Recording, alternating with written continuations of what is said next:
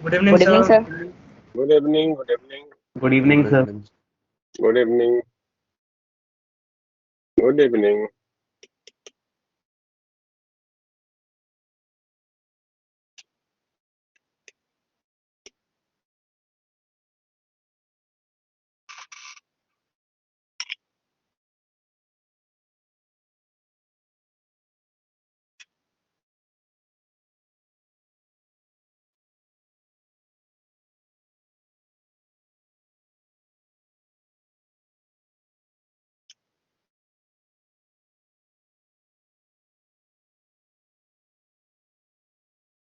भूमि सिंह, कल क्या डिस्कस किए हैं बेटा?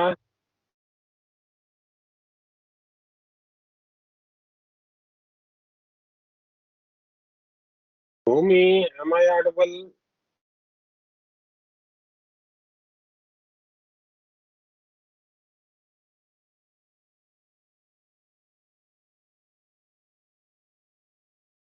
आपको मेरी आवाज आ रही है भूमि? आपकी आवाज नहीं आ रही है लेकिन। अनन्या, अनन्या,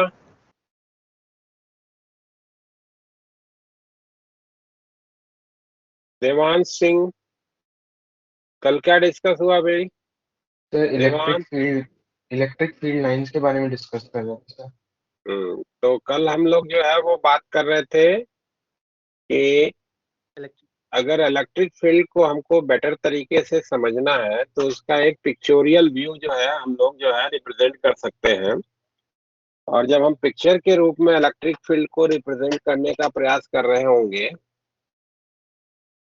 तो वहां पे क्या क्या चीजें हमको ध्यान में रखनी है उसकी इंफॉर्मेशन दी गई आपको। और इंफॉर्मेशन पहली जो थी कि पॉजिटिव चार्ज से ओरिजिनेट होती हैं ये फील्ड लाइंस और निगेटिव चार्ज पे टर्मिनेट होती हैं। किसी भी पोजीशन पे जो टेंजेंशियल डायरेक्शन होगा वो वहां पे इलेक्ट्रिक फील्ड के डायरेक्शन को रिप्रेजेंट करेगा। और तीसरी इंफॉर्मेशन आपको दिया गया कि जो फील्ड लाइन की डेंसिटी है वो फील्ड स्ट्रेंथ के डायरेक्टली प्रोपोर्शनल होनी चाहिए। यानी कि कहीं पे करीब करीब फील्ड लाइंस को आपने ड्रॉ करा है तो वहां पे फील्ड स्ट्रेंथ ज्यादा होगी एज कंपेरिजन टू जहां पे आपने फील्ड लाइंस को दूर दूर दिखा रखा है। ठीक है। और साथ में बोला गया कि मेटल के अंदर में फील्ड आपको नहीं दिखाना है और बाहर में जो भी फील्ड होगा वो सरफेस ऑफ द मेटल के परपेंडिकुलर होना चाहिए। ये आपको ध्यान में रखना है। कभी भी इलेक्ट्रिक फील्ड लाइन को एक दूसरे से इंटरसेक्ट होते नहीं दिखाना है और कभी भी इलेक्ट्रोस्टैटिक फील्ड लाइन को क्लोज लूप में नहीं दिखाना है। ठीक है। ये कुछ पैरामीटर्स हैं जो आपको स्पेसिफिकली जो है वो ध्यान में रखते हुए इलेक्ट्रिक फील्ड लाइंस का रिप्रेजेंटेशन करना है। ठीक है।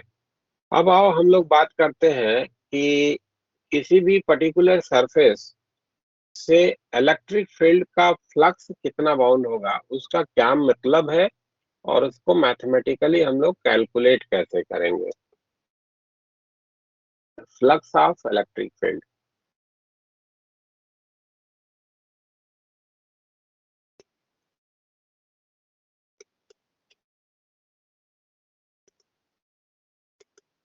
किसी भी सरफेस के द्वारा इलेक्ट्रिक फील्ड का फ्लक्स कितना बाउंड होता है वो इस बात का मेजरमेंट होता है कि उस सरफेस को पियर्स करके कितनी इलेक्ट्रिक फील्ड लाइंस एक साइड से दूसरी साइड को जा रही है ना। जितनी ज्यादा number of field lines surface को पियर्सिंग होंगी उतने ही बड़ा फ्लक्स बाउंड होता हुआ आप कहोगे। ठीक है ना। जैसे मान लो कि कहीं पे आपने दिखाया है कि इस तरीके से इलेक्ट्रिक फील्ड लाइन का अपीयरेंस हो रहा है। ठीक। इस तरीके से इक्विली स्पेस्ड पैरेलल लाइन के रूप में आपने इलेक्ट्रिक फील्ड लाइन को दिखाया है तो इसका मतलब क्या हो गया? अगर इक्वी स्पेस्ड और पैरेलल लाइन है तो इसका मतलब क्या हुआ कि जो फील्ड यहाँ है वही यहाँ है, जो है यहाँ वही यहाँ है। यानी कि फील्ड जो है वो यूनिफॉर्म है ना। Yes, sir. क्योंकि डेंसिटी हर जगह के लिए सेम है, तो हर जगह के लिए डेंसिटी सेम है तो मैग्नीट्यूड सेम हो गया। और चूंकि सभी लाइन एक दूसरे के पैरेलल है तो हर जगह पे जो टेंजेंट का डायरेक्शन होगा वो भी सेम रहेगा, यानी कि फील्ड का डायरेक्शन भी हर जगह पे सेम है। तो अगर फील्ड का मैग्नीट्यूड और डायरेक्शन दोनों जो है वो नहीं बदल रहा होगा सम पोजीशन के साथ, तो उसको क्या कहोगे, यूनिफॉर्म फील्ड, है ना। Yes sir. तो इस तरीके से अगर कभी यूनिफॉर्म फील्ड को आपको रिप्रेजेंट करना है ना, यूनिफॉर्म फील्ड को, तो वो पैरेलल इक्वी स्पेस्ड लाइन से रिप्रेजेंटेशन होगा, वो यूनिफॉर्म फील्ड का होगा। और इधर में मान लो कि आपने ऐसे एक सरफेस को रख दिया है, ये सरफेस है, तो इस सरफेस को कुछ फील्ड लाइन छेद करके एक तरफ से दूसरी तरफ को जाएंगी। Yes sir. तो कितनी लाइंस इसको पियर्स कर रही हैं उनकी जो काउंटिंग होगी, it will be the measurement of the flux bounded by this particular surface. अब जरा देखो, तो आपको इसकी डिपेंडेंसी किस पे दिख रही है। एक तो ये जो सरफेस आपने लिया है, ये सरफेस की एरिया कितनी है उस पे भी डिपेंड करेगा कि कितनी लाइन इसको पियर्स करके एक साइड से दूसरी साइड को जाएंगी। Yes sir.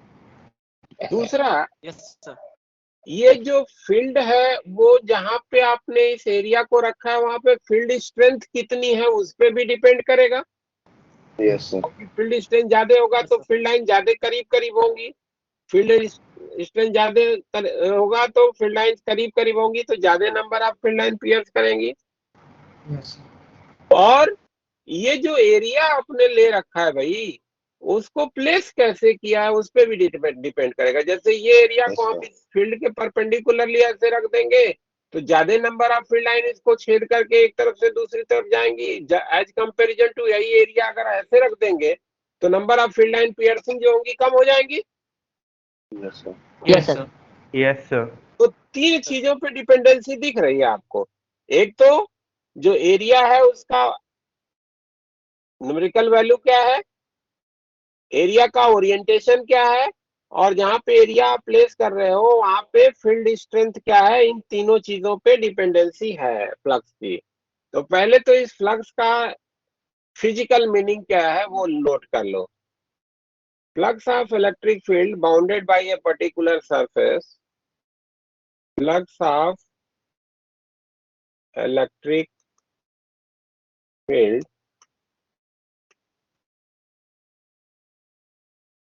Bounded by a particular surface is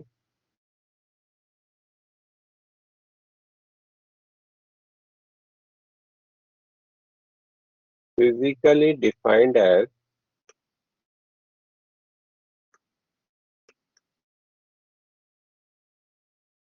how many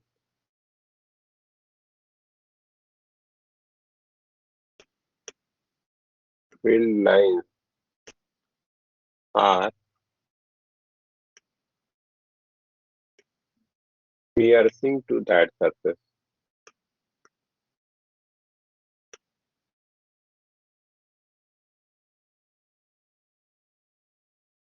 अब देखो, हमको मिला क्या कि इसकी डिपेंडेंसी किस पे आ रही है, एरिया पे आ रही है, फील्ड स्ट्रेंथ पे आ रही है,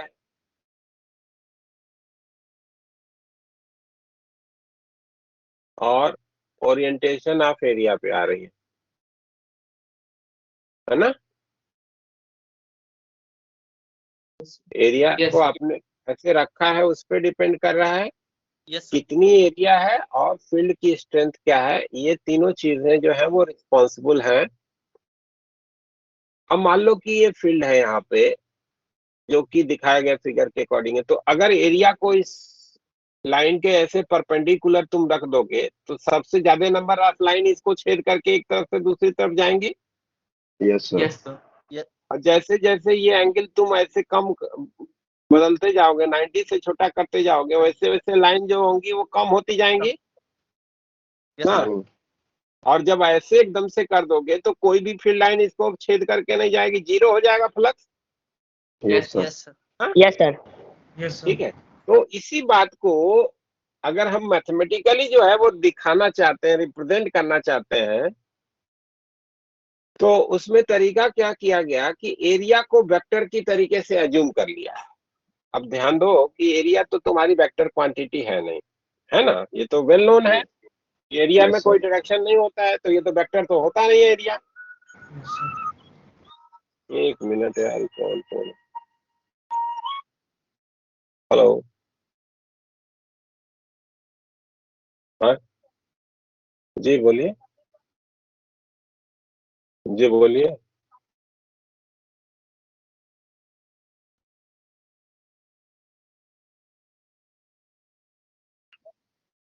मैम अभी क्लास में है, हम अभी नहीं बात कर पाएंगे। तब तो यही है, आप लोग ऐसे टाइम पे कर, कल 4 बजे के बाद बात करिए ना।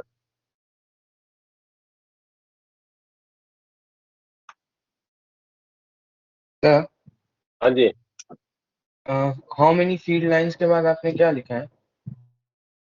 पियर्सिंग, पियर्सिंग छेद करके एक तरफ से दूसरी तरफ जा ओके रही है। सर।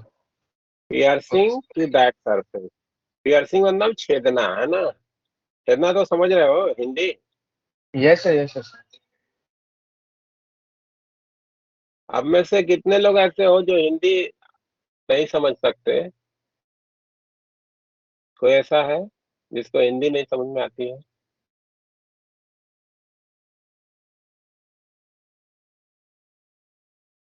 अरे जगजीत, तू बड़ा आ- आश्चर्यचकित क्यों हो रहा है ऐसा, हैं? इतना आश्चर्य की बात क्या है? हो, कई लोग ऐसे हो सकते हैं जिनको थोड़ी हिंदी में प्रॉब्लम होती हो, तो इसलिए मैंने पूछा। कोई बात अगर ऐसी है तो बता देना।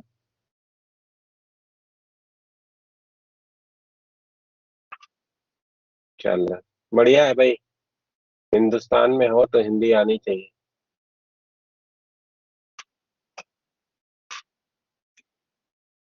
हाँ, तो मैं ये कह रहा था कि अब ये जो एरिया है, ये तो आपको वेल नोन है कि ये स्केलर क्वांटिटी है ना, इसमें कोई डायरेक्शन तो होता नहीं है, कि होता है? नहीं सर, नो सर, नहीं नो होता। सर, नहीं नो होता। सर, नहीं होता नहीं। तो अब जैसे आप तुम किसी पर्टिकुलर स्केलर को वेक्टर मानोगे, तो निश्चित रूप से उसके डायरेक्शन को देने का कोई ना कोई कन्वेंशन बनाओगे, कोई तरीका आप डिफाइन करोगे कि हम इसका एरिया को वेक्टर मान रहे हैं तो ये डायरेक्शन हम मानेंगे, ठीक है यस ना। सर। तो यस। जब हम यस। एरिया को एज ए वेक्टर अज्यूम करते हैं, here area is assumed as a vector, ठीक है। तो एरिया को जब हम वेक्टर की तरीके से अज्यूम करते हैं, तो किसी भी पर्टिकुलर एरिया का जब वेक्टर के रूप में रिप्रेजेंटेशन करना होता है, करना, तो वो वेक्टर का जो डायरेक्शन है वो परपेंडिकुलर टू दैट एरिया लेते हैं। मान लो कि ये एलिमेंटल एरिया है ना, कोई एलिमेंट पार्ट, तो इसको एरिया को मान लो डी एस से दिखा रहे हैं, डी एस फॉर एरिया है, एस फॉर एरिया, एरिया एक ही जगह पे एस यूज कर रहा हूँ, जनरली यूज यही ओके करते हैं सर। इसे, ठीक है ना। एस स्टैंड फॉर एरिया, तो डीएस मतलब एलिमेंटल एरिया, है ना, यस सर। Elemental area. तो जब हम इसको वेक्टर के रूप में दिखाएंगे, तो एरिया वेक्टर का जो डायरेक्शन हम लोग लेंगे, that should be perpendicular to that area, direction of area vector perpendicular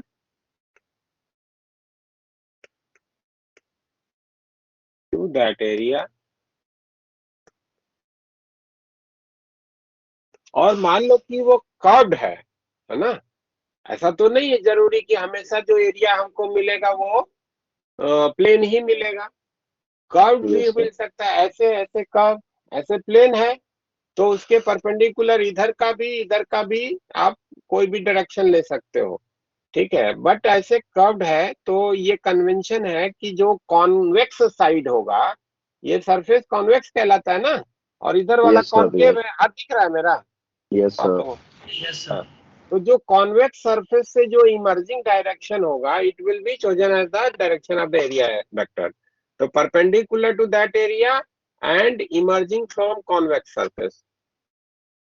Emerging from convex side.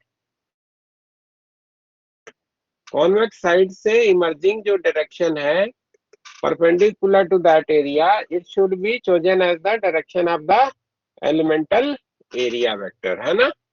Okay. Yes sir.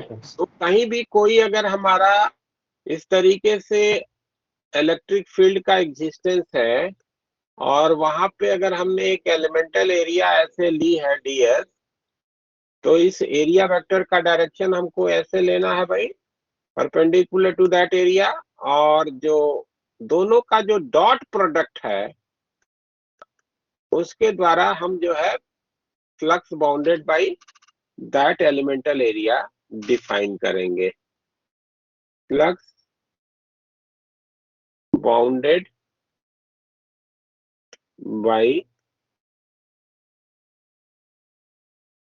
Elemental area D phi, phi से फ्लक्स दिखा रहे हैं ना, is equals to field vector और area vector का dot product.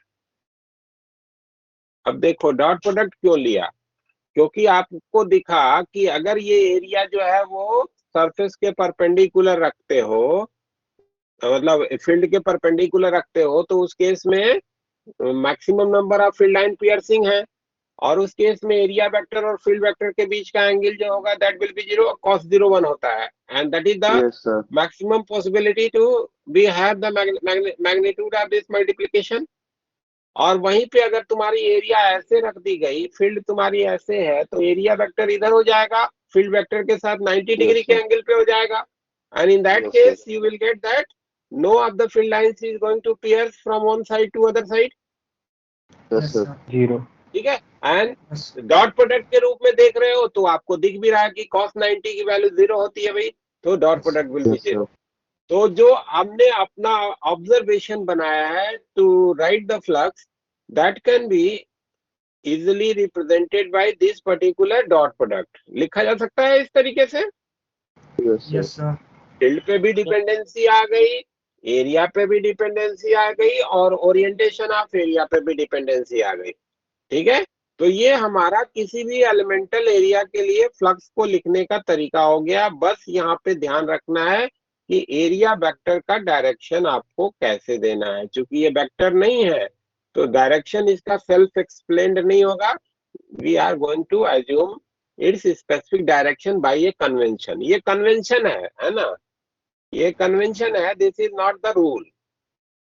ठीक है, convention है, परिपाटी है कि इस तरीके से हमको एरिया वेक्टर को दिखाना है। ओके, Okay, हाँ जी। sir. सर कॉन्वेक्स साइड कैसे पता कर रहे हैं? जैसे फील्ड लाइन जिसमें ज्यादा स्पेसिंग पे है वो कॉन्वेक्स साइड है। नहीं, कॉन्वेक्स मतलब उभरा हुआ, और कॉनकेव मतलब जिधर में गड्ढा है ना। Yes.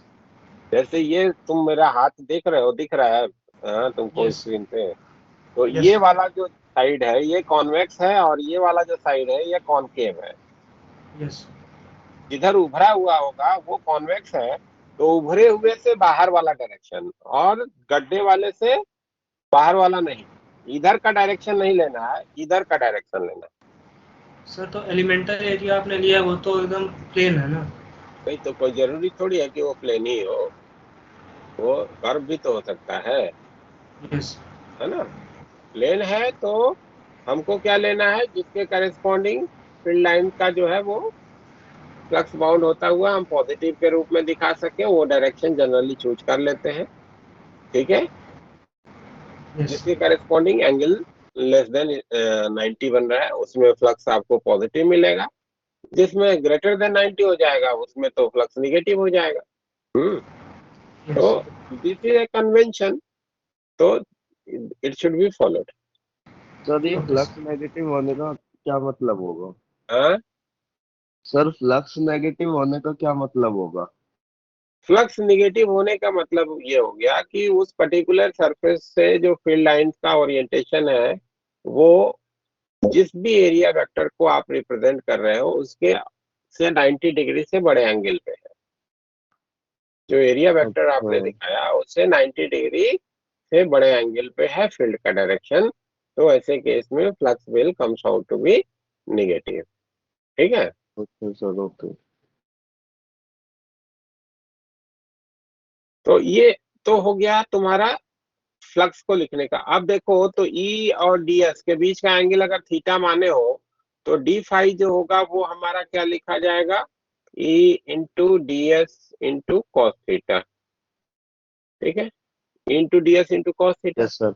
और अगर आपको किसी फाइनाइट एरिया के लिए फ्लक्स लिखना है तो you have to choose the elemental area and then after calculate the flux bounded by that element and then after you have to integrate it.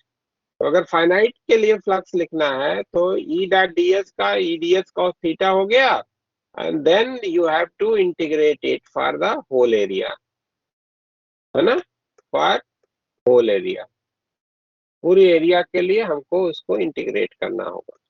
तो वो हमको flux bounded by that particular surface के रूप में information बनेगी। ठीक है क्या? Yes sir. Yes sir. Yes sir, सभी नोट करना था थोड़ा सा, हाँ, नोट कर लीजिए, ऊपर कर दो। थोड़ा ऊपर कर दो और ऊपर। नो सर, ठीक है इतना ही।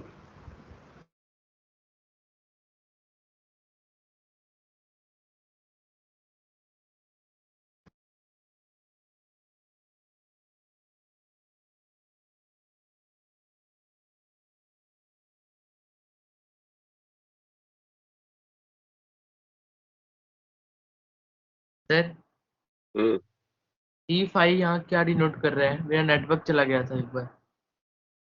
लिख तो दिया है। वाई।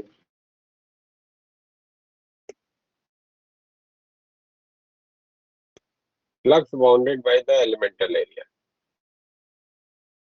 फ्लक्स बाउंडेड, फ्लक्स माने इलेक्ट्रिक फील्ड का फ्लक्स।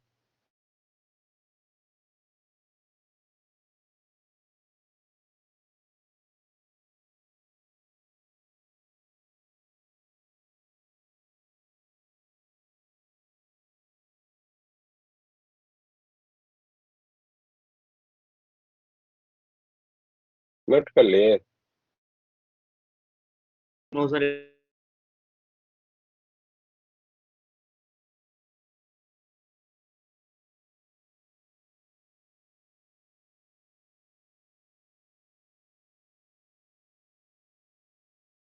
अभी स्पेसिफिकली अगर मान लो कि तुम्हारी फील्ड यूनिफॉर्म है ना, फील्ड यूनिफॉर्म है और जो एरिया है वो प्लेन है, ऐसे हमारी प्लेन एरिया है।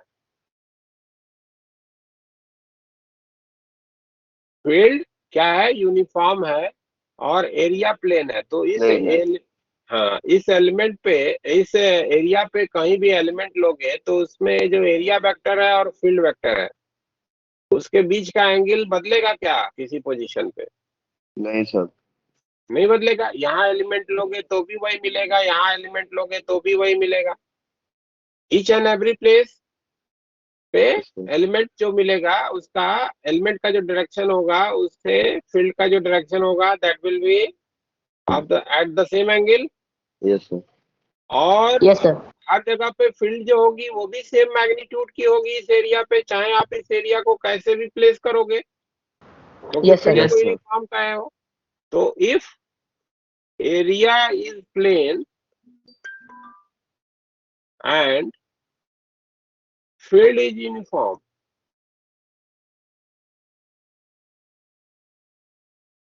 एरिया अगर हमारी प्लेन है और फील्ड यूनिफॉर्म है तो उस केस में देखो तो ई भी और कॉस थीटा भी ये दोनों इंटीग्रेशन से बाहर निकल जाएंगे क्या?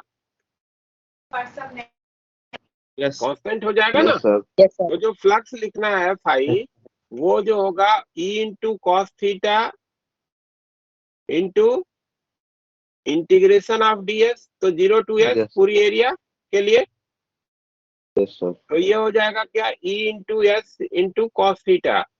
यानी कि डायरेक्टली हम ऐसे केस में ई डॉट एस लिख सकते हैं। ये क्या है, ई डॉट एस हो जाएगा ना। Yes sir. Yes sir. तो अगर हमारा फील्ड जो है यूनिफॉर्म है और एरिया प्लेन है तो वहां हमको इंटीग्रेशन करने की जरूरत नहीं होगी, हम डायरेक्ट क्या करेंगे, फील्ड वेक्टर और एरिया वेक्टर का डॉट प्रोडक्ट कर देंगे। ठीक है ना, फील्ड वेक्टर और एरिया वेक्टर का क्या करेंगे, डॉट प्रोडक्ट कर Dot देंगे, product. तो हमको मिल जाएगा कि उसके द्वारा कितना फ्लक्स बाउंड हो रहा है। ठीक है, यस सर। Yes sir. जैसे मान लो कि तुमको कहा गया कि एक जगह पे जो इलेक्ट्रिक फील्ड है वो इलेक्ट्रिक फील्ड जो है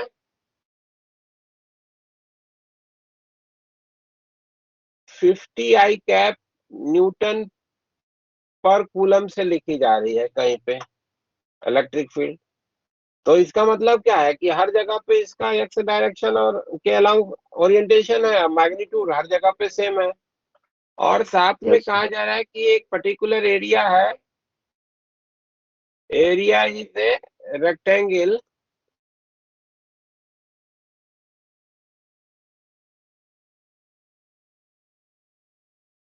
of side 2 into 3 meter square and plane is making an angle of 30 degree with the x-axis.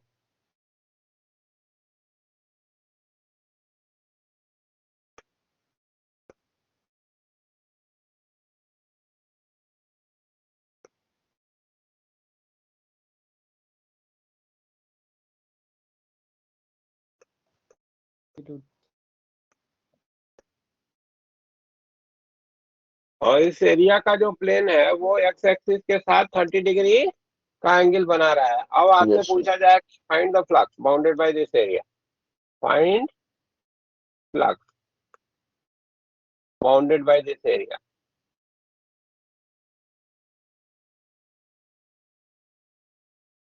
अब इस एरिया से तुमको फ्लक्स बोला गया तो आपको इंफॉर्मेशन क्या है कि ये इलेक्ट्रिक फील्ड है, मान लो कि ये एक्स डायरेक्शन में है और तुम्हारी ये एरिया ऐसे रखी गई है। एक्स एक्सिस के साथ ये एरिया जो है वो आपको बोला गया कि एक्स एक्सिस के साथ इसका जो एंगल बन रहा है ये मान लो कि तुम्हारा एक्स एक्सिस का रिप्रेजेंटेशन है। ये वाला एंगल इसका प्लेन 30 डिग्री का एंगल बना रहा है, तो इसका परपेंडिकुलर डायरेक्शन इस एक्स एक्सिस के साथ क्या एंगल बना रहा होगा बताना।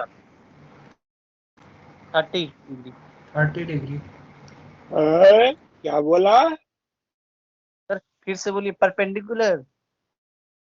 ये एरिया जो है इसका जो प्लेन है वो एक्स एक्सिस के साथ ऐसे 30 डिग्री का एंगल बना रहा है, तो इसका sir. Perpendicular direction x axis के साथ क्या एंगल बनाएगा, 60। 60 डिग्री।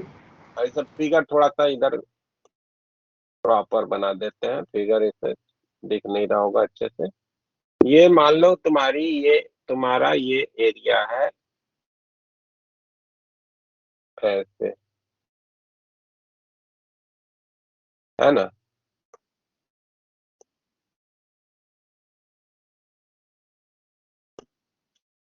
ये तुम्हारी एरिया, ये एक्स एक्सिस है, एक्स एक्सिस के साथ ये वाला एंगल तुमको दिया गया है 30 डिग्री का, तो इसका परपेंडिकुलर डायरेक्शन जो होगा जो कि एरिया वेक्टर होगा, यस वेक्टर, ये वाला Yes, एंगल sir. कितना होगा,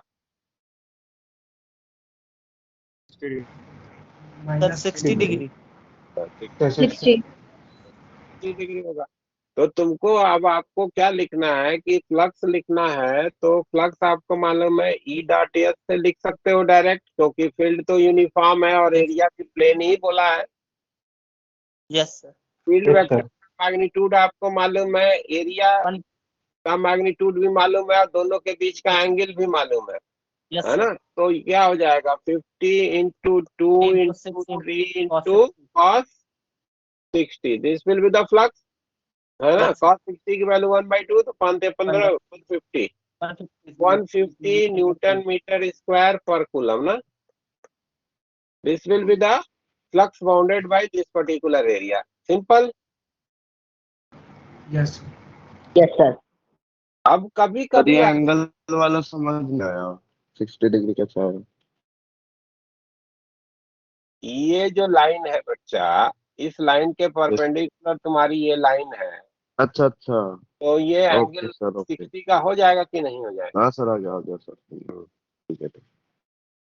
अच्छा, अब कभी कभी ऐसा भी होता है, हमको मिलता है कि पर्टिकुलर पोजीशन पे जो फील्ड है वो तो यूनिफॉर्म है, बट एरिया हमारी जो है वो प्लेन ना होकर के ऐसे कर्व दी गई है। जैसे मान लो कि ऐसे कह दिया गया कि एक हेमिस्फीयर है ना, ये हेमिस्फीयर है, आर रेडियस का यस सर। हेमिस्फीयर है ना, आर रेडियस का क्या है, हेमिस्फेरिकल सरफेस है।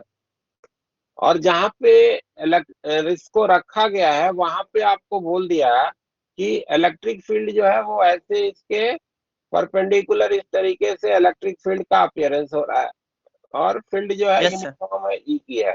And then you have to find the flux bounded by this curved surface of hemisphere, है ना। यस सर, तो flux E pi R Yes, square sir. होगा सर। फ्लक्स बाउंडेड बाय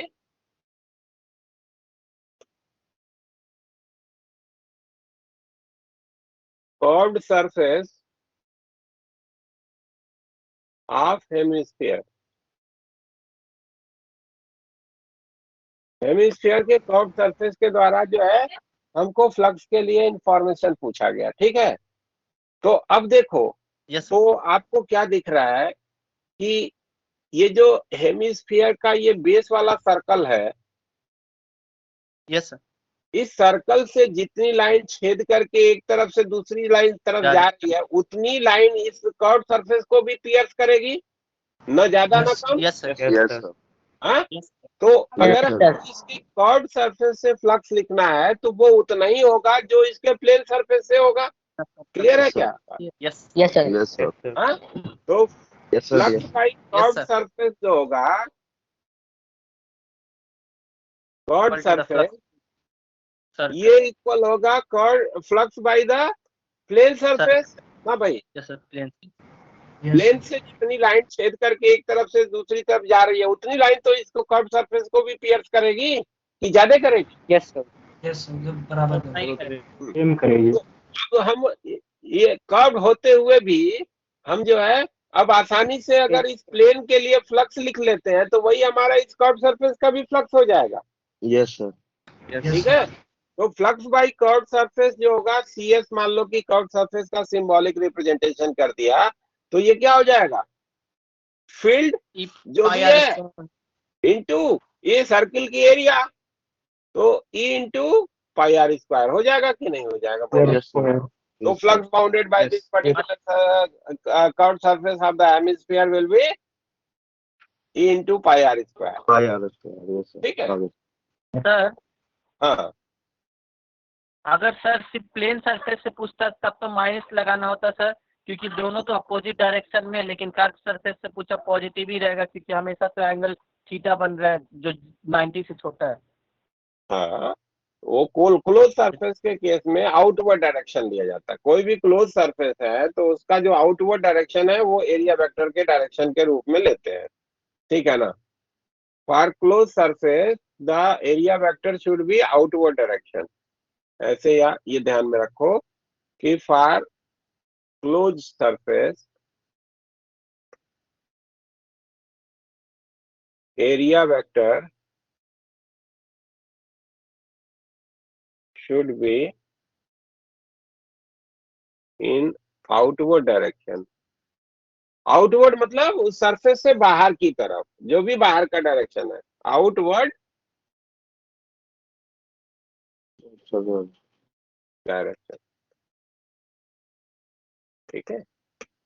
अब total flux निकालना होगा तो add कर देंगे या एक अब का जैसे निकाल दिया वही अब देखो, टोटल फ्लक्स अगर आपको इससे लिखना है तो इस कर्व सरफेस के लिए आउटवर्ड डायरेक्शन इधर का, एरिया वेक्टर का डायरेक्शन इधर होगा और इसका इधर की तरफ होगा, तो जितना इसके लिए निगेटिव होगा उतना इसके लिए पॉजिटिव हो जाएगा, जीरो हो जाएगा। इस पूरे क्लोज सरफेस के लिए पूछ देगा ना तो जीरो हो जाएगा इस सिचुएशन में जो फिगर दिखाया है हमने, ठीक है। क्लोज सरफेस के लिए फ्लक्स तभी मिलता है जब उसके अंदर में कोई चार्ज रहता है। उसके अंदर चार्ज अगर नहीं है तो क्लोज सरफेस के द्वारा फ्लक्स बाउंडेड 0 हो जाता है। ठीक है, क्यों हो जाता है वो आगे अभी बताते हैं। ठीक है, यस सर। अब देखो, मान लो कि तुमको कहा गया, ऐसे एक अलग सिचुएशन देते हैं। जैसे कहा गया कि एक जगह पे ऐसे यूनिफॉर्म फील्ड है ना, एक यूनिफॉर्म फील्ड है, और इस यूनिफॉर्म फील्ड में हमने एक सिलेंडर रख दिया है जिसका एक्सिस जो है वो फील्ड के परपेंडिकुलर है। ऐसे सिलेंडर है जिसकी लंबाई एल की है और जिसका रेडियस जो है वो आर का है, आर रेडियस है। अब तुमको पूछता है, मान लो कि इस सिलेंडर के कर्व्ड सरफेस के लिए flux by the curved surface, ये तुमको पूछता है।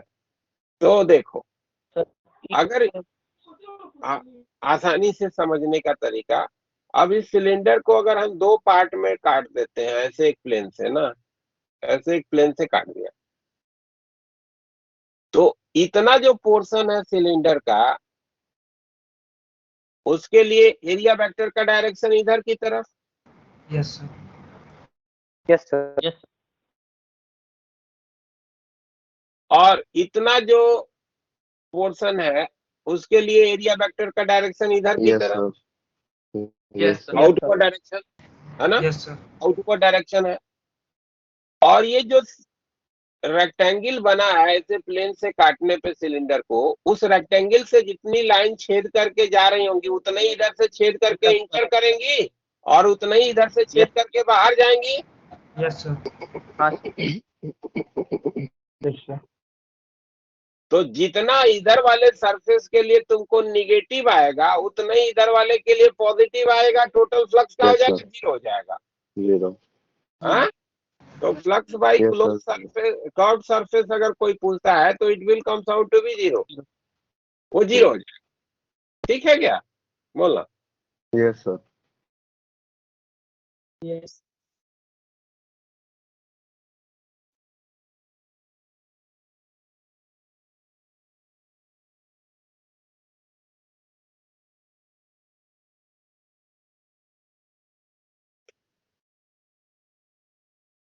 अब ये तो यूनिफॉर्म फील्ड के लिए बताया। अब जैसे हम मान लो एक यूनिफॉर्म फील्ड की जगह पे हम पॉइंट चार्ज के कारण फील्ड, मान लो कि ये कह दिया तुमको कि ये एक हेमिस्फेरिकल सरफेस है ना?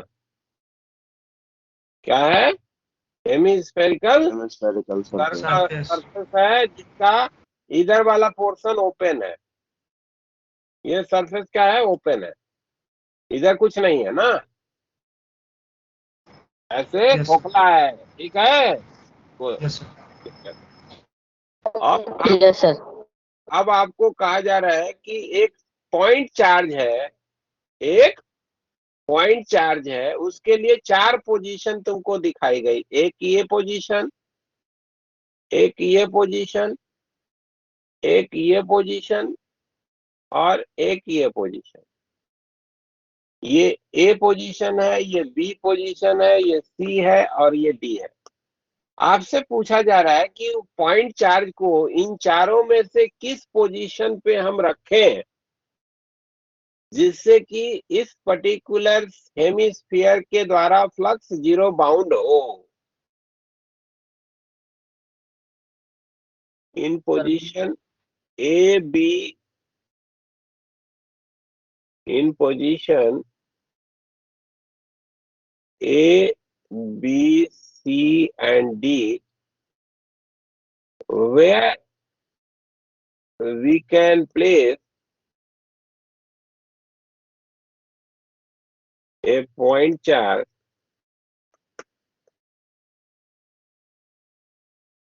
for which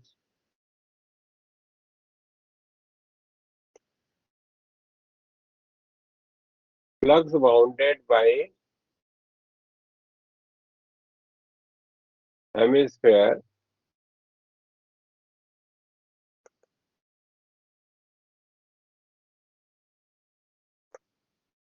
is 0। कहाँ पे रखते हैं? A, B, C, D में से कहाँ कहाँ रख सकते हैं? सर नीचे वाला सरफेस तो इंक्लोज है ना? हाँ ओपन है, नीचे वाला ओपन है ओपन। सर, हाँ ओपन है। तो कहूँ नहीं होगा सर। कहा नहीं, ए पे और बी सी पे, ए और सी पे रखो। देखो ए से पॉइंट चार्ज है तो आपको मालूम है कि पॉइंट चार्ज से इलेक्ट्रिक फील्ड लाइन ऐसे डाइवर्ज होती है भाई, यस सर।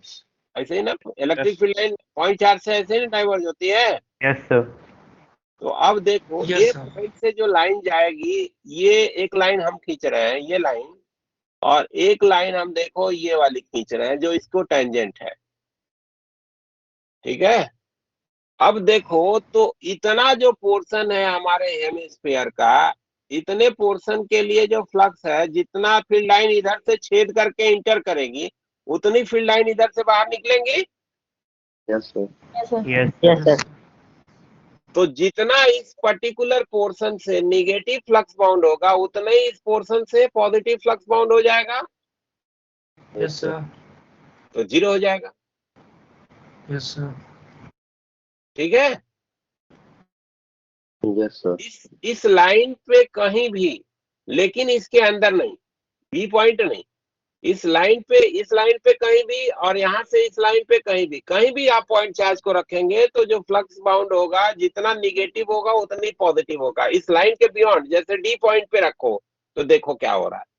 जैसे ये डी पॉइंट पे अगर पॉइंट चार्ज रखा तूने, तो ये पॉइंट डी है, तो यहां से दो लाइन ड्रॉ कर रहे हैं। एक लाइन जो इस एज को टच करती हुई जा रही है, दूसरी जो है वो यहाँ पे टेंजेंट है। तो इसके बीच की जितनी इलेक्ट्रिक फील्ड लाइन होंगी वो पियर्स करके इंटर करेंगी, यस सर। वो सारी की सारी इसको छेद करके अंदर जाएंगी, निगेटिव फ्लक्स हाँ बनाएंगी। सर।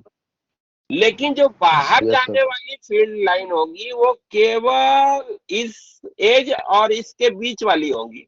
इसके बीच की हाँ जो सर। होंगी वो अंदर भी जाएंगी और बाहर भी निकलेंगी। तो इतने पोर्शन के लिए जितना पॉजिटिव फ्लक्स बाउंड होगा, जीरो हो गया। इतने पोर्शन के लिए उतना ही हाँ निगेटिव सर। होगा। लेकिन इस पोर्शन के द्वारा जो फ्लक्स निगेटिव बाउंड हो रहा है, वो वो वो नहीं बाउंड होगा। रहेगा।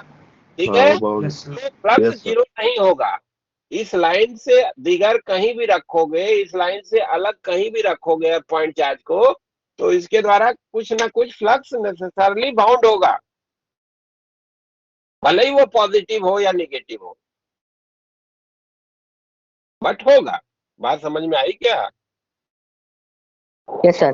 किसी किसी रीजन में पियर्स करके इंटर करने वाली जो लाइन होगी, उसके करस्पॉन्डिंग फ्लक्स निगेटिव बाउंड होगा, और पियर्स करके बाहर जाने वाली जो फील्ड लाइन होगी, उसके करस्पॉन्डिंग फ्लक्स पॉजिटिव होगा। ठीक है क्या? Yes, sir. Yes sir. Yes, sir. Yes, sir. तो आपका इसमें आंसर क्या होगा? ए एंड सी, है ना? Yes, sir. सर अगर इस ए केस में मतलब वो प्लेन सरफेस अगर क्लोज होता तो फिर डी वाला भी जीरो हो जाता ना। प्लेन सरफेस क्लोज होता है तो बाहर में कहीं रख देते जीरो ही होता है। हाँ सर। प्लेन सरफेस अगर भी क्लोज हो जाए, यानी कि कोई भी शेप का कोई क्लोज सरफेस हो ना, कोई भी शेप हो, हेमिस्फीयर ही नहीं, ऐसे रैंडम बना देते हैं, क्लोज क्लोज है, तो इसके बाहर में कहीं भी पॉइंट चार्ज रखोगे, यहाँ रखोगे, यहाँ रखोगे, यहाँ रखोगे, कहीं भी रखो ना, तो जितना अंदर जाएंगी फील्ड लाइन छेद करके, उतने ही बाहर भी निकलेंगी, है ना? उस रीजन में जितनी फील्ड लाइन पियर्स करके इंटर करेंगी, उतनी जो है आउट गोइंग भी होंगी, फ्लक्स जीरो रहेगा। यस तो सर। किसी भी क्लोज सरफेस के बाहर अगर आप पॉइंट चार्ज को रख रहे हो बाहर, तो वो फ्लक्स को इन्फ्लुएंस नहीं करेगा। ठीक है। Okay sir. Close Yes, sir. Surface Yes, के sir. अंदर में जब भी चार्ज आएगा, तभी वो फ्लक्स को इन्फ्लुएंस करेगा, और इसी को हम लोग गॉस थ्योरम के रूप में पढ़ते हैं। ठीक है। तो गॉस थ्योरम फॉर इलेक्ट्रोस्टैट बात कर लेते हैं थोड़ा सा। ठीक है ना?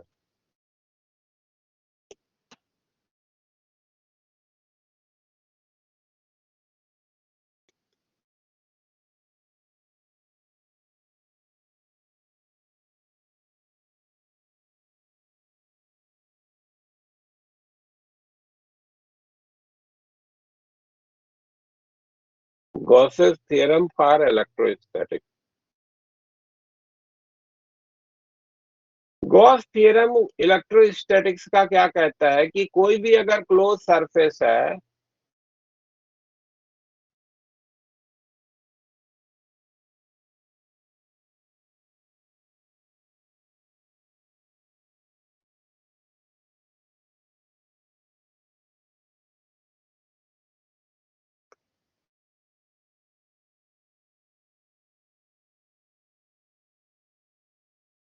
तो किसी भी क्लोज सरफेस के लिए जो इलेक्ट्रिक फील्ड का फ्लक्स बाउंड होता है ई डॉट ds का इंटीग्रेशन क्लोज सरफेस के लिए, किसी भी इंटीग्रेशन में ऐसे गोला बना दिया ना, तो उसका मतलब क्या होता है कि जो कंटूर है वो क्लोज है।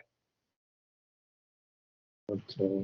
ठीक है, अगर लाइन है तो वो क्लोज लूप है, और अगर सरफेस है तो एक वॉल्यूम को इनक्लोज करने वाला सरफेस है, शेप चाहे जो भी हो, बट वो क्लोज है। ठीक है, okay sir. Yes, sir. Yes sir. ठीक है, तो इंटीग्रेशन में गोला बनाने का मतलब समझ जाइए कि क्लोज सरफेस है। तो e dot ds for a close surface that is equal to charge enclose by the surface divided by epsilon naught. Sentence में लिखिए, flux of electric field, dictate करूं या नोट कर दूं? Flux of electric field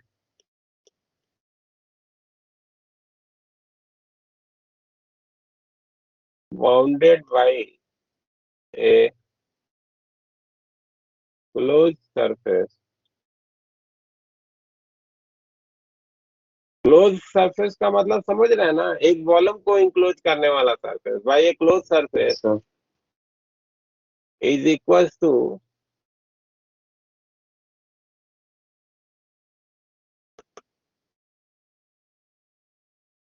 the ratio of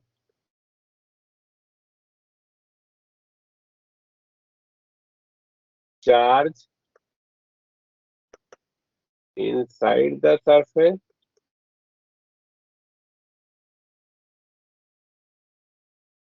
and epsilon naught। उस surface के अंदर में चार्ज कितना है और एप्सिलॉन नॉट के रेशियो के बराबर होता है।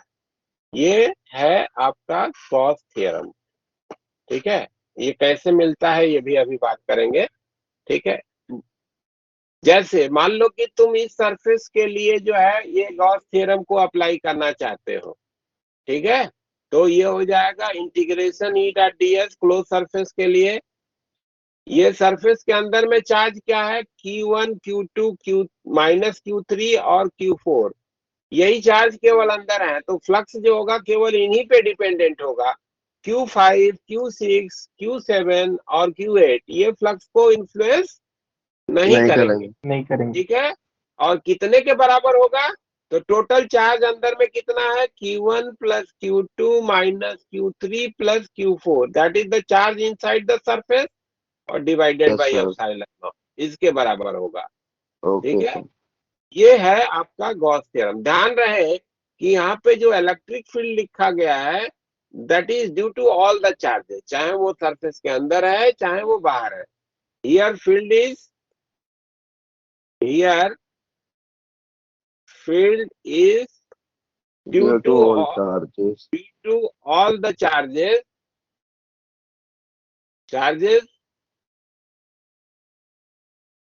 either within the surface or outside the surface, but flux is dependent only on charge inside the surface।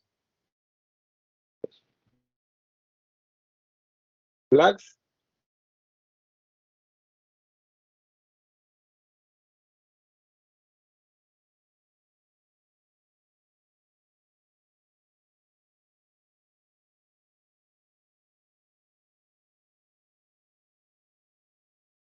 ठीक है बेटा।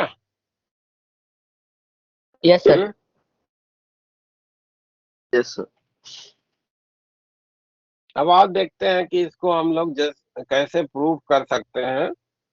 हाँ, और उसको प्रूव करने के पीछे जो मोटिव है वो तो तुम्हारा कभी कभी बोर्ड में पूछा भी जाता है, और कभी कभी कुछ प्रॉब्लम ऐसे मिलते हैं जिसमें उसका बीच वाला स्टेप जो है वो आपका काम का हो जाता है। तो बीच वाला स्टेप जहाँ पे यूजफुल होगा उसको हम बता देंगे कि ये वाला भी स्टेप बार बार किसी प्रॉब्लम में आप यूज कर सकते हो।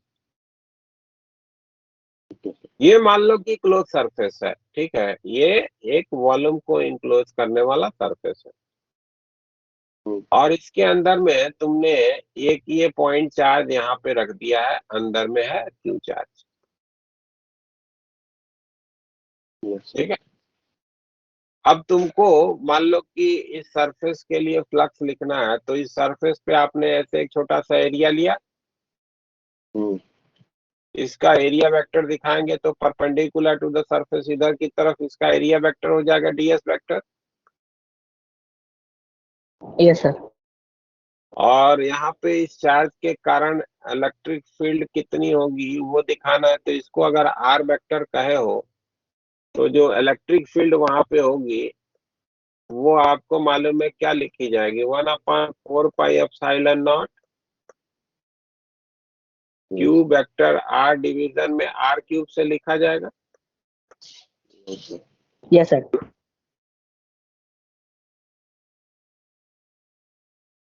अगर इसको आगे बढ़ाए, ये वाला एंगल थीटा हो गया, तो जो फ्लक्स होगा वो हमारे डिफिनीशन के अकॉर्डिंग क्या लिखा जाएगा, 1/4πε0 क्यूब वेक्टर आर डिवीजन में r cube into dot product के रूप में डीएस लिखा जाएगा।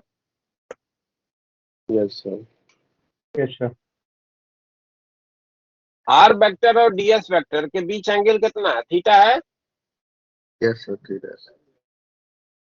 तो डी फाई जो फ्लक्स बाउंड हुआ उस एलिमेंटल पार्ट से वो आप 1/4πε0 Q into R DS cos theta divided by R cube लिख सकते हैं। यस। एक आर यहाँ से काट दीजिए तो डी फाई को इंफॉर्मेशन क्या बन गया, क्यू डिवीजन में 4πε0 डीएस कॉस थीटा डिवीजन में आर स्क्वायर, ये मिलेगा। Yes, sir. इतना मिलेगा flux. Yes, sir. Yes, sir. अब जरा देखो तो शायद तुमको ये जो बड़ा वाला ब्रैकेट के अंदर में क्वांटिटी लिख दिया है हमने, वो क्वांटिटी आपको कुछ जानी पहचानी सी लग रही होगी। ये क्वांटिटी क्या रिप्रेजेंट कर रहा है,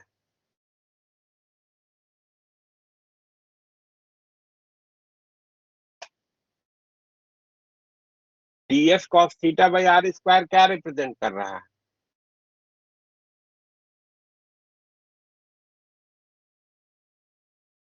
सर कंपोनेंट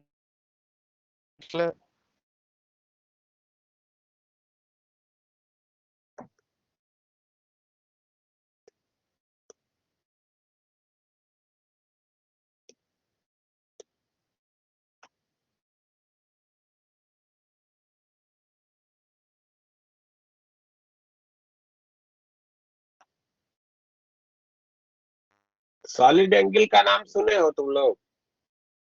नहीं सर। Yes sir.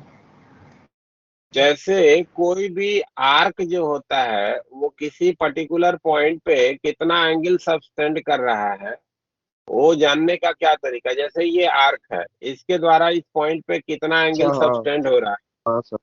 कितना यस एंगल सर। सबटेंड हो रहा है वो जानने का तरीका क्या होता है कि इस आर्क के दोनों जो इंड पॉइंट है उस इंड पॉइंट से इसको आप मिला देते हो, यस सर। है ना। और ये दोनों लाइन के बीच का जो ये एंगल आपको मिलता है इसको आप कहते हो क्या, प्लेन एंगल, यस सर। है ना। ये सिंपल एंगल या प्लेन एंगल कहते हैं, ठीक है ना। जो एंगल ये बार बार सप्लीमेंट्री क्वांटिटी है। हाँ सप्लीमेंट्री क्वांटिटी है, प्लेन एंगल भी और सॉलिड एंगल भी दोनों सप्लीमेंट्री क्वांटिटी है, ठीक है। तो ये प्लेन एंगल कैसे डिफाइन होता है, जो भी आर्क है उस आर्क के द्वारा किसी पॉइंट पे कितना प्लेन एंगल सबटेंड हो रहा है वो जानने के लिए आर्क के एंड पॉइंट से उस पॉइंट को जोड़ देते हो और उन दोनों पॉइंट के बीच का जो एंगल होता है उस दोनों लाइन के बीच का जो एंगल होता है that is known as plane angle. उसी तरीके से अगर मान लो कि कोई एरिया है, ऐसे हमारी एक एरिया है, उसके द्वारा किसी पॉइंट पे कितना एंगल सबटेंड हो रहा है ये अगर जानना है तो इस एरिया के पेरिफेरल पॉइंट से, है ना, इसके पेरिफेरी के डिफरेंट जो पॉइंट्स है उनसे आप इस पर्टिकुलर पॉइंट को जोड़ोगे। ठीक है, इस पॉइंट को जब आप अटैच करोगे तो इन लाइन के बीच में ऐसे एक 3D का एंगल मिलेगा ना। Yes sir. Yes, sir. Yes, sir. This angle is known as solid angle. इस एंगल को क्या कहते हैं, सॉलिड एंगल सॉलिड कहते हैं। एंगल। कोई एरिया किसी पॉइंट पे कितना एंगल सबटेंड कर रही है वो सॉलिड एंगल कहलाता है, और कोई आर्क किसी पॉइंट पे कितना एंगल सबटेंड कर रहा है वो क्या कहलाता है, प्लेन एंगल कहलाता है। Plane angle. तो एरिया के द्वारा एक पॉइंट पे जो सबटेंडेड एंगल है that is known as solid angle. ठीक है, और किसी भी एलिमेंटल एरिया के द्वारा, जैसे ये एलिमेंटल एरिया है, इसके द्वारा यहाँ पे कितना सॉलिड एंगल सबटेंड होगा तो यहाँ से इसको मिला दीजिए, और ये जो परपेंडिकुलर डायरेक्शन है उसके साथ अगर ये थीटा के एंगल पे है और ये एरिया डीएस की है और ये सेपरेशन आर्क का है, तो इस पॉइंट पे जो सॉलिड एंगल होता है जिसको जनरली डी ओमेगा से दिखाते हैं एलिमेंटल एरिया के लिए, इसको लिखने का तरीका है ds cos थीटा डिवीजन में r square. This is the solid angle subtended bye the elemental area at a place. ठीक है, यानी कि दिस पर्टिकुलर एक्सप्रेशन क्या रिप्रेजेंट कर रहा है, ये जो elemental area on the surface of this geometry हमने ली है वो सॉलिड एंगल कितना सबटेंड कर रहा है उसको रिप्रेजेंट कर रहा है ना।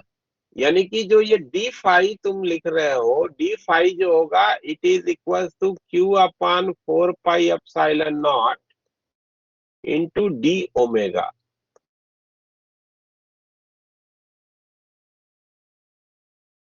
ठीक है, तो कोई भी सरफेस कितना फ्लक्स बाउंड करेगा किसी पॉइंट चार्ज के इन्फ्लुएंस में, उसको लिखने का आपके पास तरीका बन गया Q upon 4 pi epsilon not और उस सरफेस के द्वारा उस चार्ज के लोकेशन पे solid angle. Yes sir. Sir solid angle सुना तो था पर इसके बारे में पढ़ा पहली बार है आज। जैसे क्या कहा, फिर से बोलना, हम सुन नहीं पाए तो मैं पूरा। कह रहा हूँ इसके बारे में सुना तो था पर पढ़ा पहली बार है आज ही। अच्छा चलिए ठीक है। तो ऐसे ये जैसे प्लेन एंगल हमारी पॉजिटिव निगेटिव दोनों होती है, उसी तरीके से सॉलिड एंगल भी अलजेब्रिक क्वांटिटी है ना।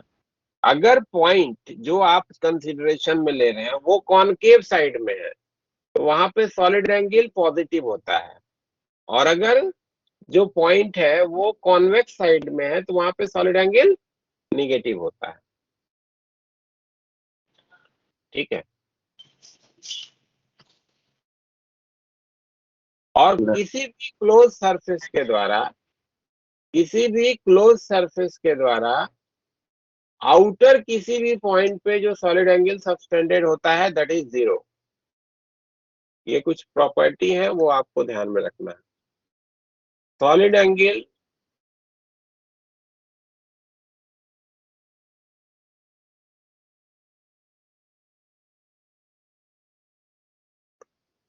subtended by a closed surface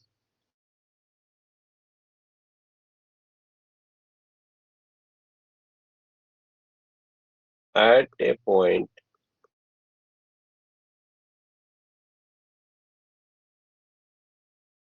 outside the surface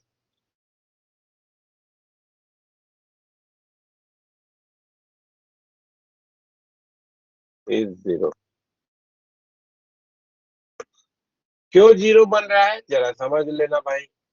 जैसे मान लो तुम्हारा ये क्लोज सरफेस है है ना, और पॉइंट तुम्हारा यहाँ पे है, तो यहाँ से ऐसे मान लो कि एक लाइन ये, एक लाइन ये, इतना जो पोर्शन है इस सरफेस का, उसके लिए ये कॉन्वेक्स साइड में है, यस सर। और sir. इतना जो पोर्शन है इसके लिए ये कॉनकेव साइड में है। Yes, sir. यस तो सर। इसके द्वारा जितना निगेटिव सॉलिड एंगल सबटेंड होगा उतना ही ये पॉजिटिव करेगा, तो पॉजिटिव निगेटिव सम होकर के 0 हो जाएगा। तो बाहर का कोई भी पॉइंट होता है तो वहां पे सॉलिड एंगल 0 होता है, 0। ठीक है। Yes, sir. सरफेस के बाहर कोई भी पॉइंट है, क्लोज सरफेस है, क्लोज सरफेस क्लोज होना चाहिए, ठीक है, ओपन नहीं। एक वॉल्यूम को इनक्लोज करने वाला सरफेस होना चाहिए, तो वहां पे सॉलिड एंगल 0। 0। और दूसरा पॉइंट जो आपको ध्यान में रखना है वो है solid angle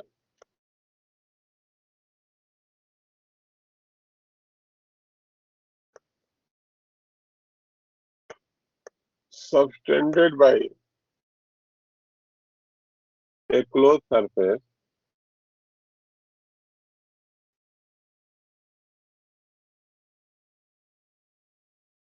at a point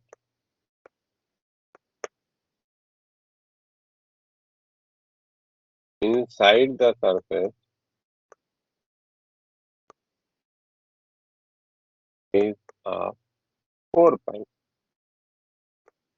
किसी भी क्लोज सरफेस के अंदर में कोई भी पॉइंट हो, चाहे वो पॉइंट कहीं भी हो, है ना, अंदर में कहीं भी हो, हर जगह पे सॉलिड एंगल जो सबटेंड होगा कितना होगा, 4 पाई का होगा, ठीक है। ऐसा क्यों कहा जा Yes, रहा sir. है, ऐसा क्यों कहा जा रहा है, जैसे उसको समझ लो। जैसे ये तुम्हारा सरफेस है, इसके अंदर में ये पॉइंट है, ठीक है। तो अगर इस पॉइंट के चारों तरफ एक स्फीयर बना दें, हम स्फेरिकल सरफेस बना दें, स्फेरिकल सरफेस, तो इस स्फेरिकल सरफेस और इस सरफेस दोनों के द्वारा तो यहाँ पे सॉलिड एंगल बराबर ही सबटेंड हो रहा है ना, क्योंकि दोनों इसको सराउंड किए हुए हैं, यस सर। दोनों इसको सराउंड किए हैं। और इस स्फीयर के सरफेस पे ये जो आर डायरेक्शन होगा और जो एस पे एलिमेंटल एरिया लेंगे उसका जो डायरेक्शन होगा, दोनों सेम डायरेक्शन में होगा। जो सॉलिड एंगल Yes, sir. वो अगर आपको लिखना है तो ds डिवाइडेड बाई इस radius of the sphere r कह रहे हो तो आर के बराबर होगा, और इसी को इंटीग्रेट करोगे तो टोटल सॉलिड एंगल मिलेगा ना, 0 to h r, r square नीचे में, हाँ। तो ये आर तो कांस्टेंट होगा, एलिमेंट कहीं भी लोगे, यहाँ लोगे, यहाँ लोगे, हर जगह पे तो ये आर ही रहेगा ना, सेपरेशन की बदलेगा नहीं, बदलेगा। तो 1 by r square into area of the sphere, sphere की एरिया कितनी होती है, 4 पाई आर स्क्वायर ना, तो ये देखो Yes, sir. 4 पाई मिल जाता है। तो कोई भी क्लोज सरफेस हो, उस सरफेस के द्वारा इनर किसी भी पोजीशन पे जो सॉलिड एंगल सबटेंड होगा वो हमेशा 4 पाई का होगा, ठीक है। ठीक है सर। Yes, sir. एक पॉइंट और इसमें नोट कर लो,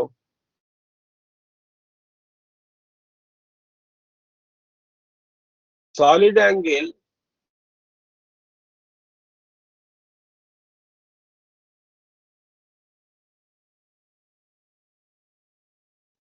subtended by a plane surface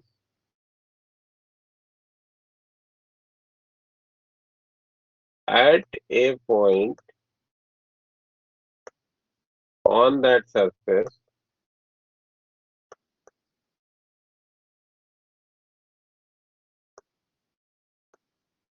is of 2 pi। कोई भी प्लेन सरफेस है, उसके ऊपर कोई पॉइंट है, सरफेस के एज पे नहीं होना चाहिए, point should not be at the edge, यहाँ पे नोट कर लो, point should not be at edge पे नहीं होना चाहिए। ठीक है, तो वहां पे जो सॉलिड एंगल सब्सटेंड होगा इट विल बी ऑफ 2 पाई। कैसे कह रहे हैं, जैसे ये प्लेन सरफेस है और इसके ऊपर ये पॉइंट है, तो इसी प्लेन सरफेस के ऊपर एक दूसरा प्लेन सरफेस आइडेंटिकल रख दो भाई, यस सर, क्लोज हो जाएगा कि नहीं? Yes sir, yes sir, close हो जाएगा। हाँ सर, और दोनों सरफेस के द्वारा इस पॉइंट पे तो बराबर बराबर सॉलिड एंगल सबटेंड होगा, और दोनों के द्वारा टोटल कितना है 4 पाई का है, तो एक के द्वारा कितना होगा 2 पाई। ठीक है, okay okay, yes sir, edge पे नहीं होना चाहिए, इसके कॉर्नर वाले ये जो एज है यहाँ पे नहीं होना चाहिए, एज पे 0 हो जाएगा क्योंकि ये सरफेस के बाहर चला जाएगा ना। Point should not be at the edges, edges पे नहीं होना चाहिए, जो किनारा है सरफेस का उस पे नहीं होना चाहिए। ठीक है, यस सर, अब आ जाओ, ये एक पॉइंट हो गया, ये आपको याद रखने का है। अब आइए देखिए बात करते हैं। अब इस पर्टिकुलर पॉइंट चार्ज के लोकेशन पे जो सॉलिड एंगल है इसी को इंटीग्रेट कर देंगे पूरे सरफेस के लिए, तो फ्लक्स मिल जाएगा क्या? यस सर, यस ये फॉर्मूला तो याद रखना ही है। D phi that was q upon 4 pi epsilon naught into d omega, और ये डी फाई क्या था, ई डॉट डी एस था। अब इसी को पूरे सरफेस के लिए इंटीग्रेट करना है, ई डॉट डी एस का पूरे सरफेस के करस्पॉन्डिंग इंटीग्रेशन ये हो जाएगा इंटीग्रेशन डी फाई 0 से फाई, और ये integration q upon 4 pi epsilon not, तो बाहर हो जाएगा इंटीग्रेशन डी ओमेगा पूरे सरफेस के लिए, और क्लोज सरफेस के लिए डी ओमेगा क्या होता है, समेशन 4 पाई, 4 पाई होता है। 4 pi, yes sir, E dot D S क्या हो जाएगा पूरे सरफेस के लिए, ई डॉट डी एस का इंटीग्रेशन ये हो जाएगा q upon 4 pi epsilon naught into 4 pi, तो that is q upon epsilon naught.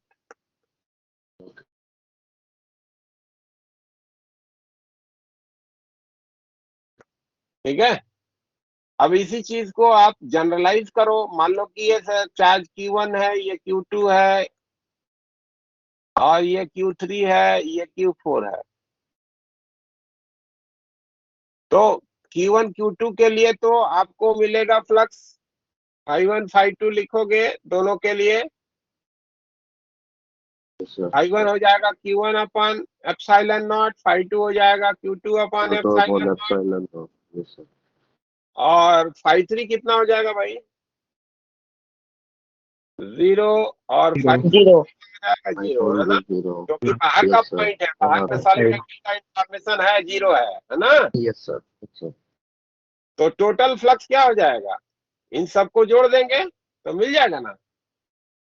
Yes तो यस सर, EWS पूरे क्लोज सरफेस के लिए क्या हो जाएगा, phi1 plus phi2 plus phi3, phi1 plus phi2 plus phi3 plus phi4, yes sir, सभी charges के कारण जितना जितना फ्लक्स बाउंड हो रहा है सबको जोड़ना है, यानी कि Q1 plus Q2 upon epsilon not, तो वही था ना, ये हो गया charge inside the surface division में एप्सिलॉन नॉट, तो this is the Gauss theorem. तो किसी भी क्लोज सरफेस के लिए जो फ्लक्स होता है वो उस सरफेस के अंदर में जो चार्ज है केवल उस पर डिपेंड करता है, और कितने के बराबर होगा, इनसाइड द सरफेस जो चार्ज है डिवीजन में epsilon not.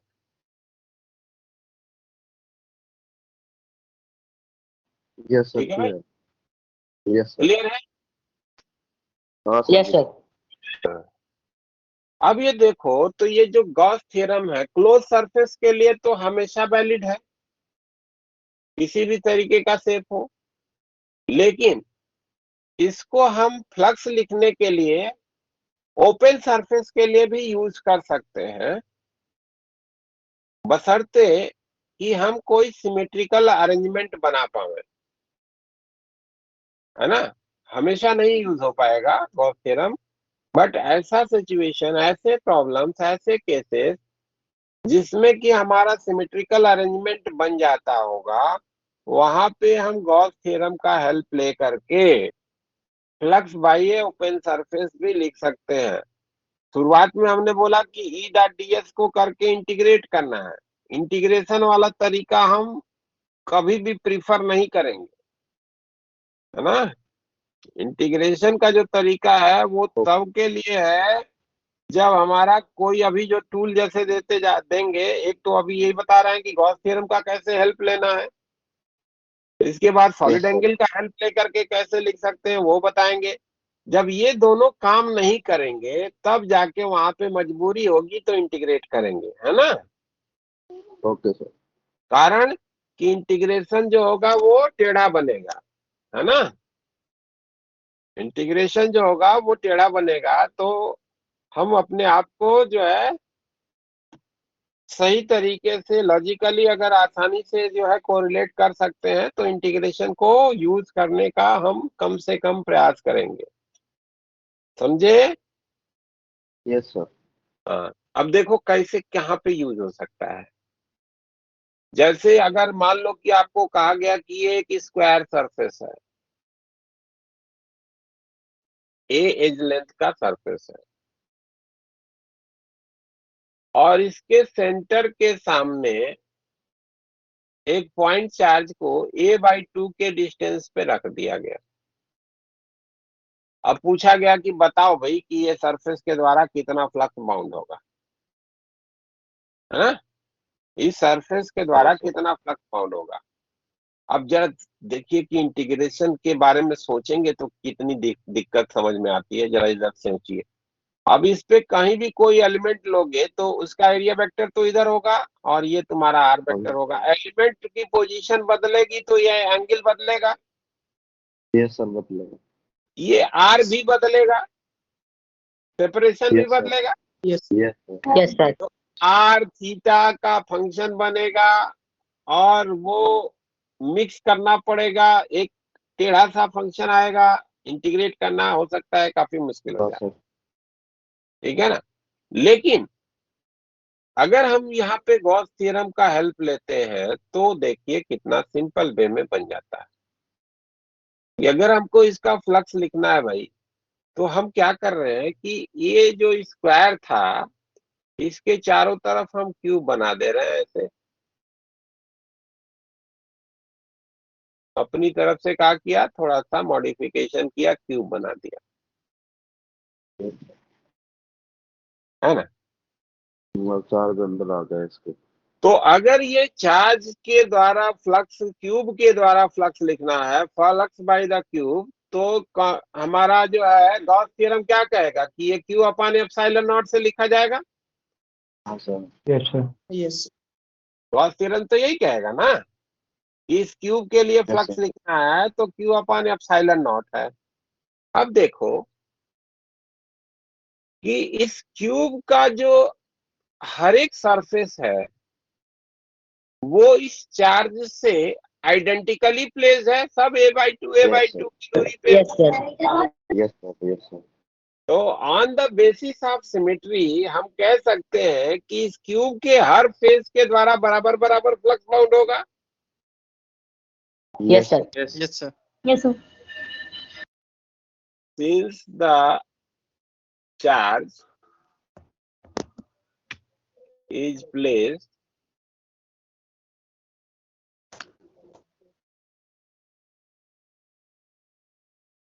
symmetrically with respect to all the 6 faces of cube,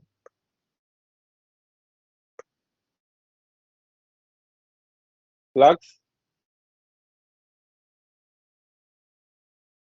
bounded by each face will be same.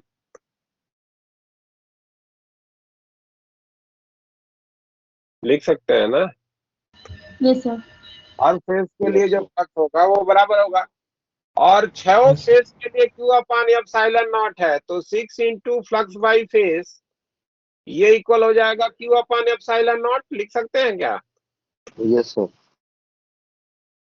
Cube का फ्लक्स एक फेज का फ्लक्स गुना में 6, क्योंकि हर फेज ने बराबर हाँ बराबर सर। फ्लक्स बाउंड किया, तो Yes, sir. एक फेज के द्वारा हमको बताना था, तो फ्लक्स बाय द फेज कितना हो जाएगा? क्यू डिवीजन में 6 एप्सिलॉन नॉट। सिंपल वे में आंसर बन गया, है ना? Yes sir. Yes sir. हाँ sir. Q upon 6 epsilon naught. This will be the flux bounded by the square surface. उस Yes, स्क्वायर sir. से फ्लक्स बाउंड होगा। समझ में आई क्या बात? यस सर, बिल्कुल आ गया। Yes, sir. Yes sir. हम्म? आगे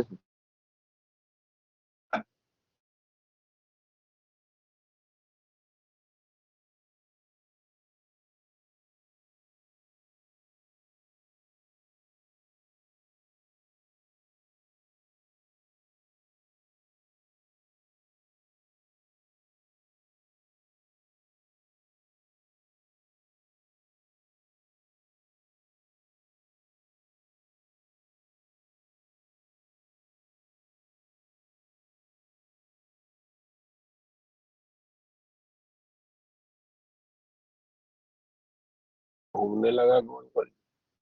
चलो तो तब तक दूसरा कुछ करते हैं, खोलेगा वो तब तक। अच्छा, अब एक जरा खुद से ट्राई करिए। ये बोला गया कि एक स्क्वायर सरफेस है ना, थोड़ा सा मुश्किल है पिछले वाले से, बट सोचिएगा ध्यान से तो मिल जाएगा। एनालिटिकली सोचिए इसको।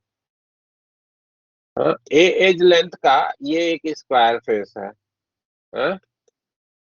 और इसके एक कॉर्नर के सामने एक पॉइंट चार्ज रख दिया तूने क्यू, और वो भी कितनी दूरी पे? ए दूरी पे। Yes sir. एक कॉर्नर के सामने है ना, in front of A corner, A distance पे एक पॉइंट चार्ज रखा है। आपको फ्लक्स बाउंडेड बाई द हाँ सर। एरिया बताना है। Sir Q by 8 epsilon naught. Yes sir, Q by 8 epsilon not sir. ध्यान से, ध्यान से, क्या सर? ध्यान से करो, थोड़ा सा समय दो, थोड़ा सा सोचो, ऐसे हवाबाजी नहीं। कहाँ क्यू बाई एप्सिलॉन नॉट बताओ? Q by 24 epsilon not. Q by 8 क्यों बोला था? इसमें क्योंकि कितने? उस एंड को मान के हम 8 क्यूब्स ड्रॉ कर सकते हैं इसको।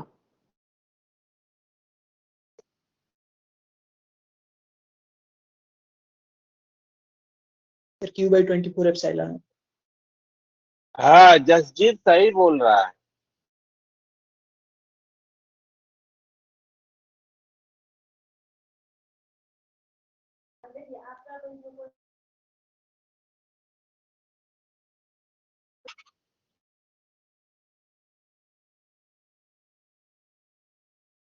Sir Q by 24 epsilon naught. Yes sir, Q by 24 epsilon naught ही आ रहा है। यस सर, टोटल चार को एक फेस पे हम क्यूब हाँ सर। स्क्वायर बनाएंगे वो सर, और सेंटर टोटल में ही हो 6 जाएगा फेस है फिर। तो। देखो, इसको थोड़ा सा ऐसे सोचो, जो लोग नहीं सोच पाए वो ऐसे सोचिए। अगर मान लो कि ये जो स्क्वायर है, इस स्क्वायर के अगल बगल 3 स्क्वायर हम और रख यस सर, देते हैं, ये सेंटर में आ जाएगा फिर चार्ज बस। ऐसे और ऐसे, ये ऐसे स्क्वायर को प्लेस कर दें, तो ये हमारा पुराना वाला प्रॉब्लम बन जाएगा। अब ये जो स्क्वायर होगा, इसकी एज लेंथ क्या हो जाएगी? 2a हो जाएगी, यस सर। और इसके सेंटर के एबव ए डिस्टेंस पे ये पॉइंट चार्ज है। तो अब इन चारों के द्वारा टोटल फ्लक्स लिखना है, तो फ्लक्स बाई 4 स्क्वायर, ये क्या हो जाएगा? पिछले वाले तरीके से ही क्यू अपान 6 एप्सिलॉन नॉट लिख पाओगे क्या? बोलो। Yes sir. But Yes, sir. आपको इन चारों से तो पूछा नहीं गया था, आपसे पूछा गया था केवल इस वाले से। Yes sir. अब जरा दूसरा चीज देखिए, इस चार्ज से ये चारों जो स्क्वायर हैं वो आइडेंटिकली प्लेस्ड हैं, यस सर। तो इन चारों के द्वारा फ्लक्स जो होगा वो बराबर बराबर बाउंड होगा। यस सर, बराबर। टोटल चारों के द्वारा इतना बाउंड हो रहा है, तो एक स्क्वायर के द्वारा जो होगा उसका 4 गुना हो जाएगा flux bounded by the 4 square. Yes sir, yes sir. Q/6 epsilon not. तो एक स्क्वायर के लिए फ्लक्स पूछा था,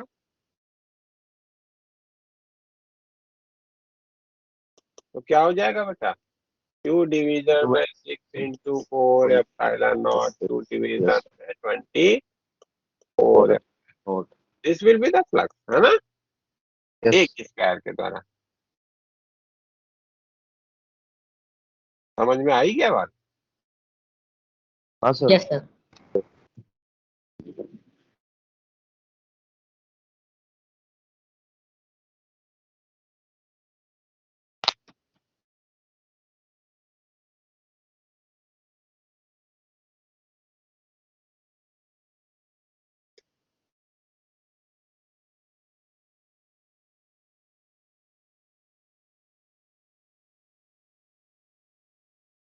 ये मान लो कि कहा गया कि एक क्यूब है,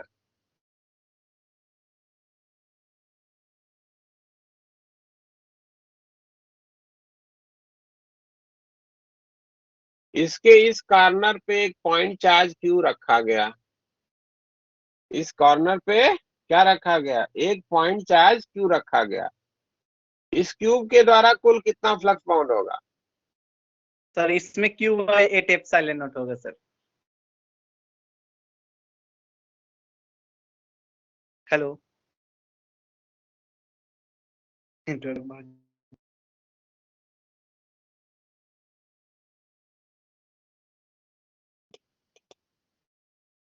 क्यूब के द्वारा कितना फ्लक्स बाउंड होगा?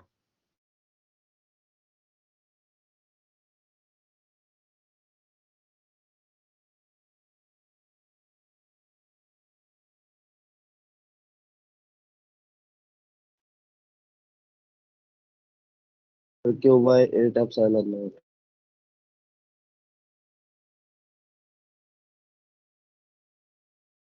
Q/8।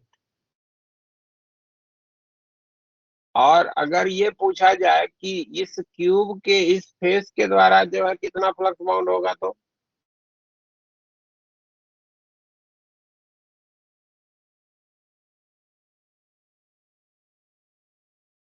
Sir Q/48 epsilon not. नहीं, 24 या सर 24 ही हो जाएगा। तुम्हारे एक बुकलेट में एक प्रॉब्लम दिया है, उसमें आंसर गलत है, उसी के लिए बताया। नहीं सर, ये वाला समझ में आया, 24 कैसे होगा? बता रहा, ये जो इसका एडजेसेंट फेस है, ये तीनों, ये वाला, ये वाला, ये वाला, जो इस कॉर्नर से टच करने वाला तीनों फेस है, इनके द्वारा तो फ्लक्स जो बाउंड होगा वो 0 0 0 होगा। यस सर, क्योंकि 0 होगा। इलेक्ट्रिक फील्ड लाइंस तो जो है वो यहाँ से डाइवर्ज होंगी, तो कोई भी लाइन इसको छेद करके निकलेगी क्या? हाँ, नहीं जाएगी, पियर्स करके उसी के पैरेलल चली जाएगी ना, यस सर। तो छेद करके एक तरफ से दूसरी तरफ तो जाएगी नहीं। तो जो ये एडजेसेंट तीनों फेस है, उनके द्वारा जो फ्लक्स बाउंड होगा दैट विल बी 0। ठीक है, और ये जो दूर वाला फेस है उनके द्वारा बराबर बराबर बाउंड होगा। ये वाला फेस जो हो गया, या ये वाला जो फेस हो गया, या ये वाला जो फेस हो गया, इनके द्वारा बराबर बराबर फ्लक्स बाउंड होगा। और जरा ध्यान दीजिए, तो ये सिचुएशन जो है वो वाली बन गई। यही वाला केस है, ये वाला ही केस है, ये वाला ही केस है ना। ये स्क्वायर हो गया जिसके एक कॉर्नर के सामने स्क्वायर के एज लेंथ के बराबर की दूरी पे एक पॉइंट चार्ज है। तो इस फेस के द्वारा, इस फेस के द्वारा, इस फेस के द्वारा, इन तीनों के द्वारा बराबर बराबर बाउंड होगा। और कितना होगा भाई? Q/24 epsilon not. तो तीनों फेस के द्वारा टोटल क्यूब के द्वारा आ जाएगा, ये हो जाएगा 3 times flux by one phase, क्योंकि ये तीनों तो बाउंड नहीं कर रहे हैं, तो ये हो जाएगा क्यू डिवीजन में 8 एप्सिलॉन नॉट। एक तो ये तरीका हो गया जो पहले से मालूम था उसके आधार पे। अदरवाइज हम क्या कर सकते हैं कि इस क्यू के बगल बगल में ऐसे रख दो भाई 3 ठे क्यूब यहाँ और 4 ठे क्यूब इसके ऊपर, 8 क्यूब, 8 क्यूब के द्वारा total Q upon epsilon naught होगा। Yes sir. तो हर क्यूब की पोजीशनिंग तो आइडेंटिकल है इस पॉइंट चार्ज से, तो हर के द्वारा बराबर बराबर बाउंड होगा। तो एक के द्वारा बताना था तो क्यू अपॉन 8 एप्सिलॉन नॉट, ऐसे भी सोच सकते थे। हाँ सर, ये वाला तो आ गया था, वो वॉल वाले में कंफ्यूज हो गया था। Clear? Yes sir. Yes sir. कोई दिक्कत तो नहीं है समझने में? नहीं no sir. Sir. Okay, very good.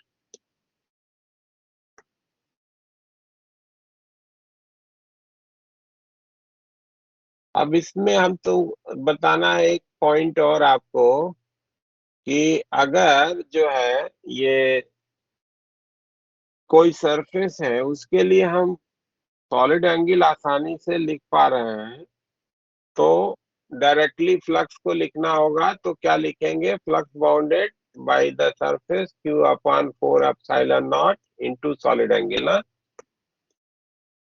यही वाला फॉर्मूला जो अभी बनाया था, है ना, ये पिछले पेज पे था ये फॉर्मूला। ये इसी को इंटीग्रल फॉर्म में लिख देंगे तो फाई जो हो जाएगा Q upon 4 pi epsilon not into omega हो जाएगा ना। Yes sir. तो अगर हमको किसी फाइनाइट एरिया के लिए फ्लक्स को लिखना है और उस एरिया के द्वारा चार्ज के लोकेशन पे हम सॉलिड एंगल आसानी से लिख पा रहे हो, तो हम ये फॉर्मूला डायरेक्टली यूज करके जो है वो फ्लक्स का इंफॉर्मेशन बना सकते हैं। ठीक है ना? अब कैसे सॉलिड एंगल किसी पर्टिकुलर एरिया के लिए लिखना है वो हम आपको असाइनमेंट दे रहे हैं, उसको करना। आपसे कहा जा रहा है कि ये एक सर्कुलर डिस्क है ना? सर्कुलर डिस्क है, आर रेडियस की डिस्क है, आर रेडियस की डिस्क है सर्कुलर, और इसके सेंटर से एच डिस्टेंस पे कोई पॉइंट है।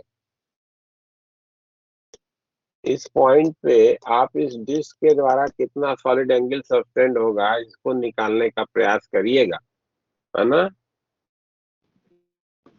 Calculate solid angle at point P due to disc of radius.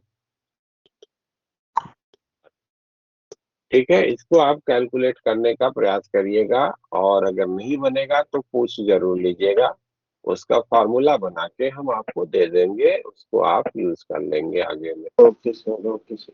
ये एक असाइनमेंट हो गया आपके लिए वर्किंग का। ठीक है, प्रयास कर, आपको यहीं पे मैं करूंगा finish. Thank you sir. Thank you sir. Thank you sir. Okay.